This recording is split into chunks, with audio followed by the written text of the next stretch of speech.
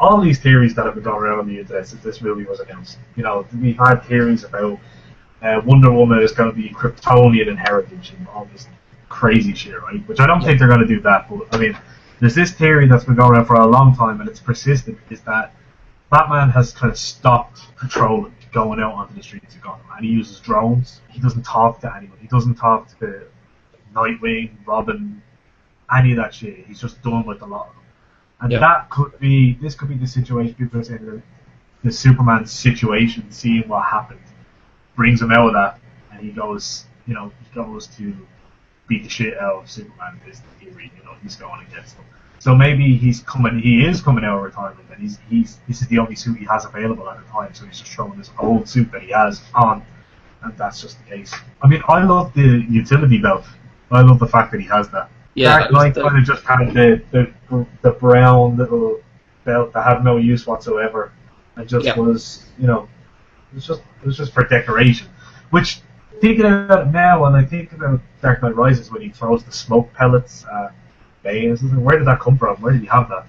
Did he have a pocket, or was he just holding it in his hand the whole time? Maybe that's why he was so shit at throwing the punches. He was trying not to drop the smoke bombs. It's almost gone back to basics. And I mean, like 1960s basics, Batman. Yeah. Because Christian Bale had all the gadgets all over his suit. He had the fucking arm blades. He had the little yoke in his shoe that summoned bats and stuff like that. Yeah. Whereas this Batman, it doesn't look like his suit does anything apart from look cool. Yeah. You know what I mean? Like even the previous Batman, you had the cloak that could, you put an electric charge to it and he can kind of glide with it. Yeah. I mean, he had all of these James Bond gadgets. Whereas this Batman in this photograph, it really just looks like he's a fighting badass. Yeah. Also, something that you just mentioned about the cape. The cowl is connected to the cape in this one. That's right, yeah. It looks like one piece, yeah. But, I mean, are they going to go back to the whole having to do this every time he wants to fucking talk to him, he has to turn his whole body kind of thing? Or I think it's going to have some sort of give to it. Because, I mean, after what they did with Christian Bale in Dark Knight and Dark Knight Rises, they can't go back to having him fucking doing a full tour whenever he wants to look to his left. Do you know what I mean? It'd be funny looking now, yeah. Because people would be like, what the fuck are they doing? What? Why is he Especially like now that you mention it, the way he's even standing, it almost looks as if he can't stand any other way because of the shape of the cowl and the hood. Yeah. And the cloak. It's like he's just stuck like that the whole time. So if he has to look up at the sky, he has to kind of bend back, I guess. Yeah, like all the way, lying on the ground. Oh, there's Superman. He used to stand back up, like, for fuck's sake. Yeah. But I'm in love with this. I mean, would you believe it? I even has it. Teach English to children, ladies and gentlemen. I even have it as my screensaver. Yeah. That's how much I'm loving this suit. I mean, it's just making me so happy, and it's really getting me very excited for the movie.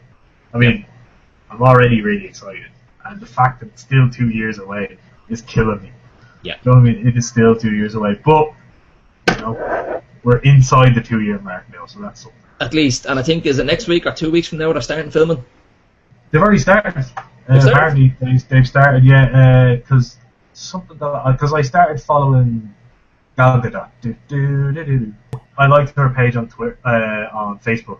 I noticed. Many reasons. She said. I don't follow a lot of like celebs on Facebook. Tell me this: when I clicked onto it, because it came up, Matthew likes Gal Gadot. I clicked into it, and it's just like all pictures of her.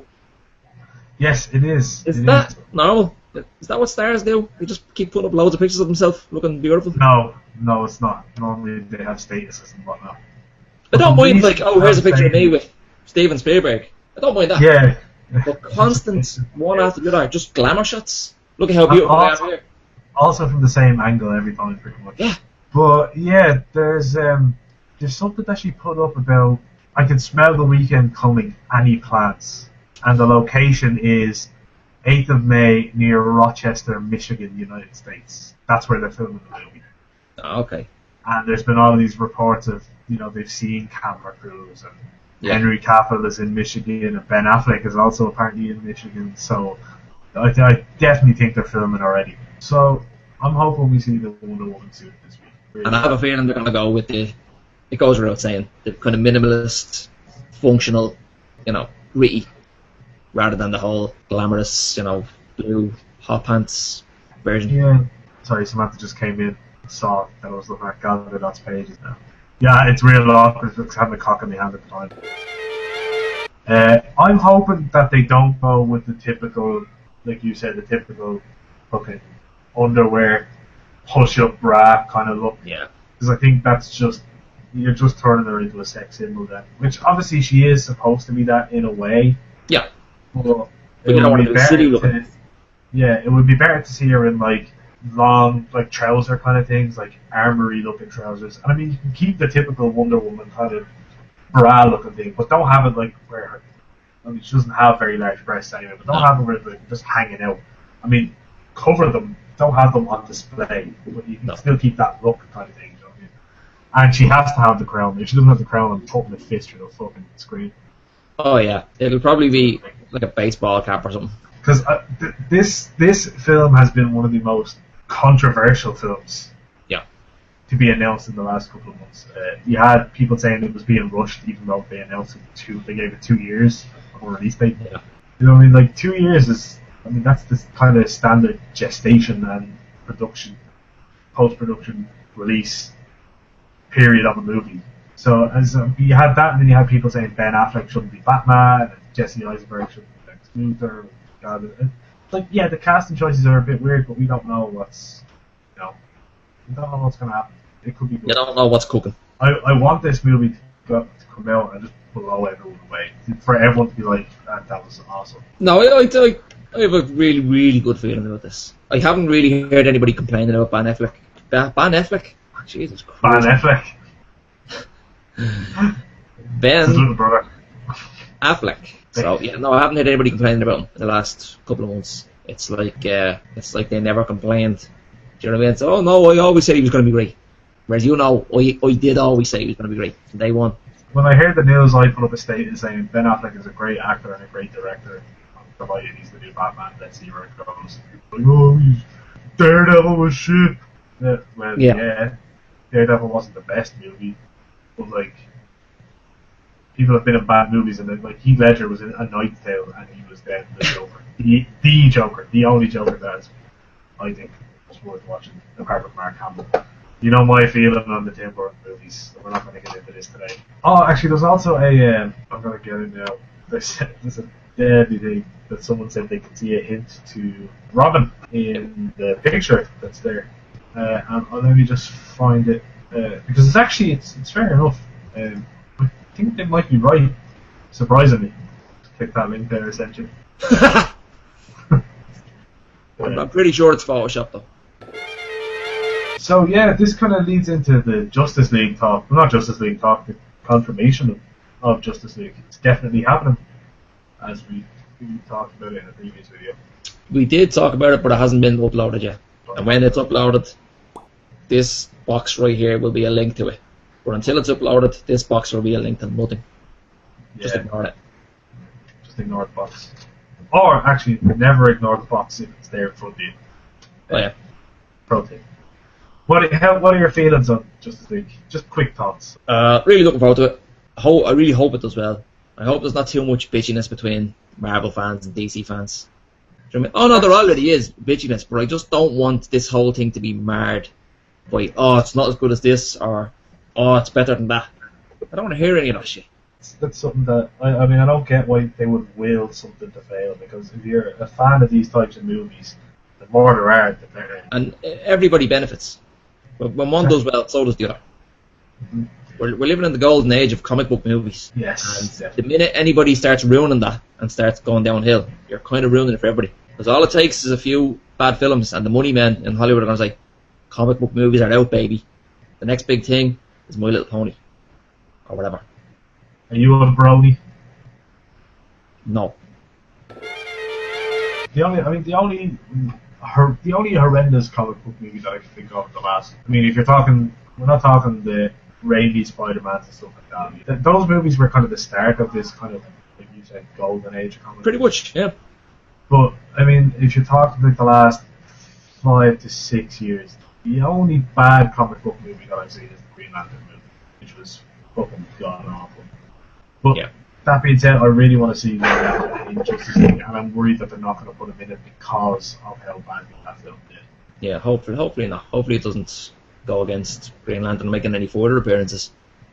Because I think it's a good, one of their better characters to make a movie out of. A solo movie. Do you watch Arrow? I don't actually know.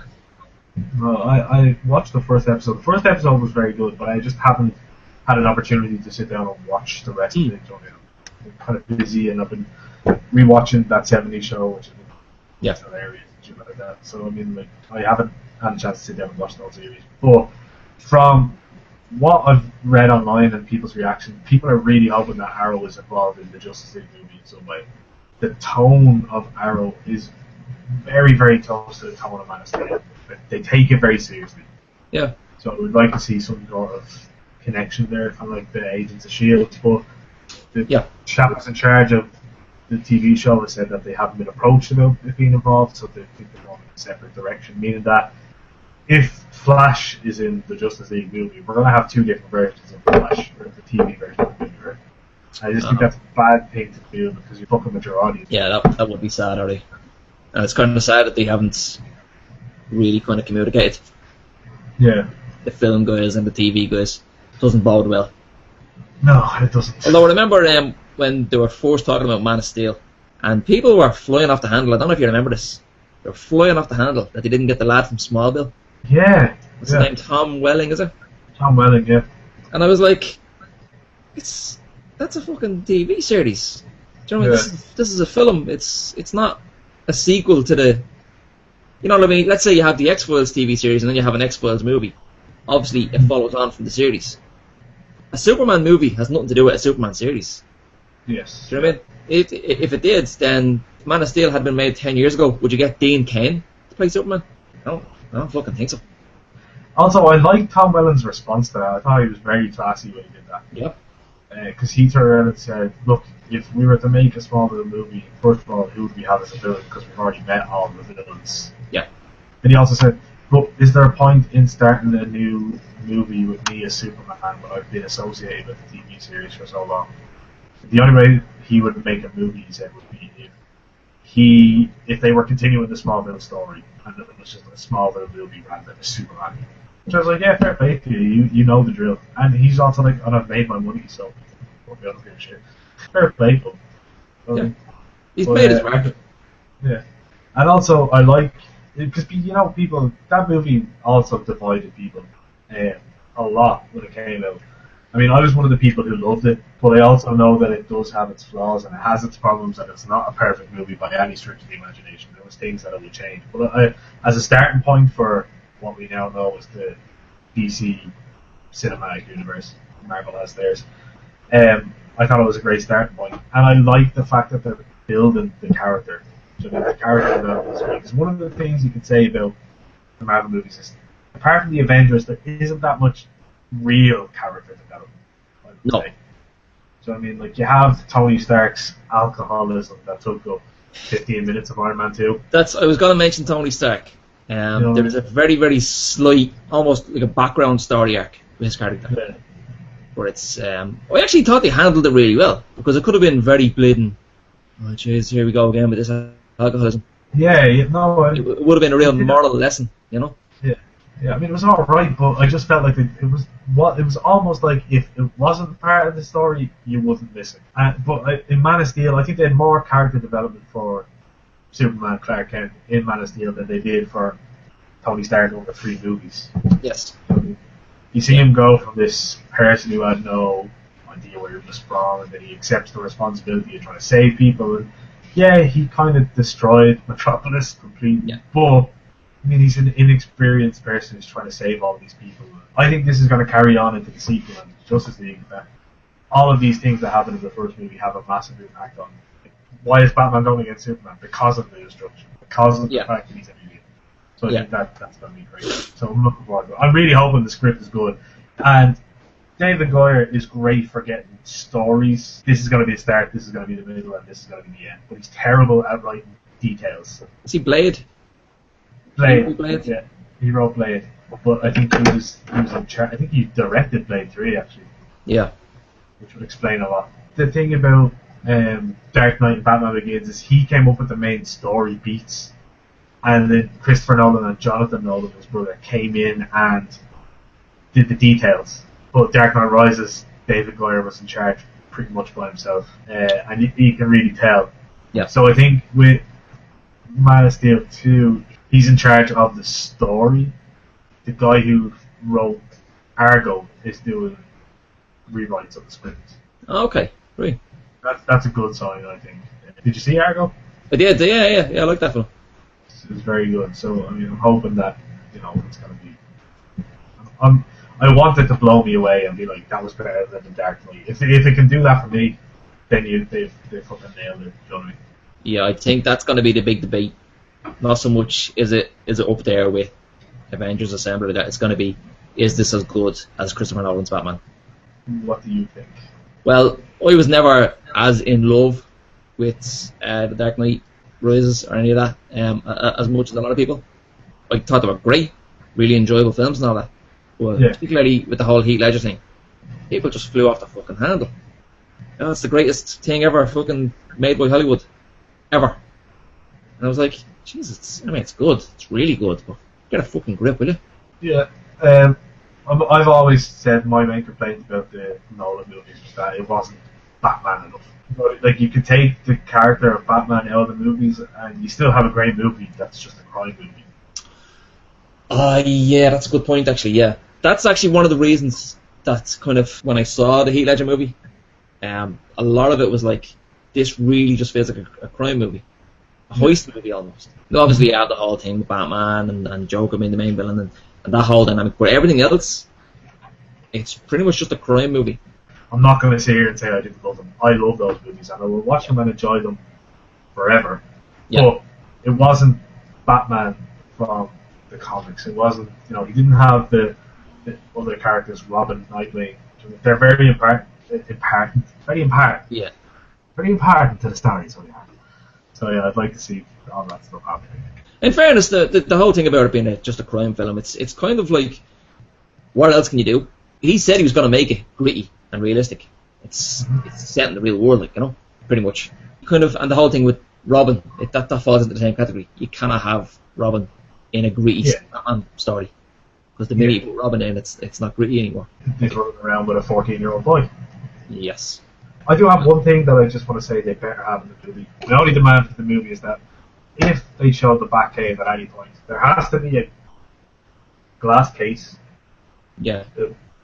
Yay big. And in that glass case has to be a Robin costume.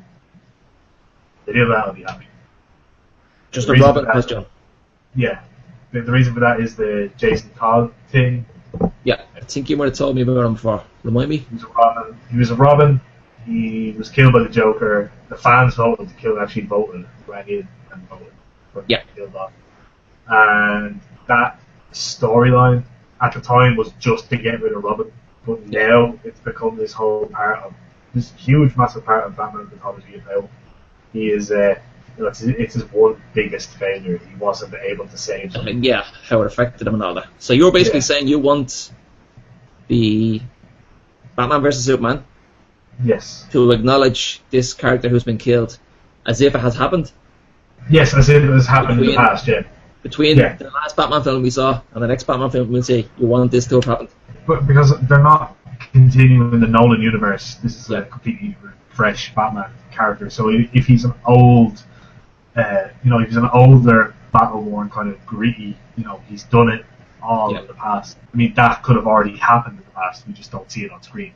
Yeah. If they just have that, even a slight flash on the screen, just a little reference to show, this character has a history in the past. Yeah, that'll be great.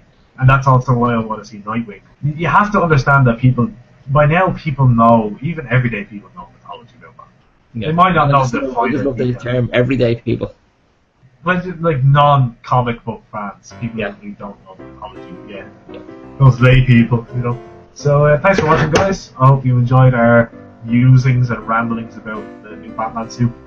Kind of started as a Batman suit review, and then just turned into us talking about the movie, which, as I said already, is still 2 years away, which is heartbreaking. I really hope I don't die in that. Yeah, that would be lousy. That is my fear for this movie, is that something's going to happen and I'm going to die and I'm not going to be able to see it. Wasn't there some kid in the last few months that was dying, and they knew like he only had a few days left. And some director showed him like a rough cut of a film that wasn't ready yet. What was that? Do you remember that? No, I didn't. Was it Avengers or something? Could have been. He found out about this fan that was dying, and he rushed to the hospital with this rough tape. Here, watch this quick before you die. I don't know, maybe I'll dream it. Anyway, this interrupted me outro. Skullbag. I had to start that again. Yeah, was your outro not finished? No, I was in the middle of it. Alright, sorry. Start again. Fuck's sake. Okay. Alright guys, thanks for watching this episode of Mattie and Liamo. Hope you enjoyed it. Talking about the Batman suit. Also kind of got into the general chat about the movie, which we're both very excited about. Would you say, Liam? Yeah, totally. Yeah. Really, I'm excited. Like, a really excited person on the most exciting day of their life. Yeah. So, yeah. Hope you enjoyed it. If you have any theories, comments, or anything you love or hate about the suit, let us know down there. Down there in the comments. Yes, please. Or over here on the Facebook. Oh, yeah. Or right there on Twitter. And yeah, hope you enjoyed the video. Thanks for watching. And if the Wonder Woman suit is revealed, maybe we'll do a video about that. There's no maybe about it, Matthew. There's no maybe about it. I was trying to keep some mystery, but you know, fuck me, right? Sorry. To fucking Jackie and Spastics.